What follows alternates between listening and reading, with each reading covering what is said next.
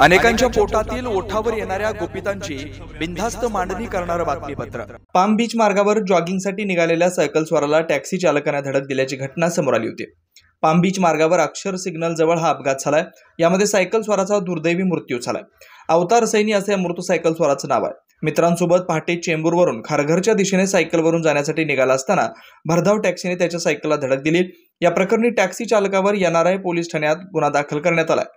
आरोपी टॅक्सी चालकास अटक करण्यात आली असल्याची माहिती एनआर पोलीस उपायुक्त पंकज डहाणे यांनी दिली आहे। काल दिनांक 28 रोजी सकाळच्या दरम्यान एनआरआय पोलीस स्टेशनच्या हद्दीमध्ये पाम बीच रोडवर ॲक्सिडेंटची घटना घडली। सदर ॲक्सिडेंटमध्ये टॅक्सी चालकाने सायकल स्वाराला धडक देऊन उडवले होते। त्यामध्ये सदर सायकल स्वाराचा दुर्दैवी मृत्यू झालेला आहे। सदर या संदर्भात पोलीस स्टेशन येथे 57/24 याप्रमाणे CR नंबर रजिस्टर्ड आहे। ॲक्सिडेंटचा गुन्हा दाखल आहे। यातील जे मयत आहे ते चेंबूरचे रहिवासी आहे। ते आपल्या मित्रांसोबत पाम बीच रोडवर सायकलिंगसाठी आलेले होते। कुठे कामाला होता असं? ते सॉफ्टवेअर कंपनीमधनं रिटायर्ड झालेले आहे। बेधडक निर्भीड बिनधास्त मांडणी करणारा खबऱ्या लाईव्ह।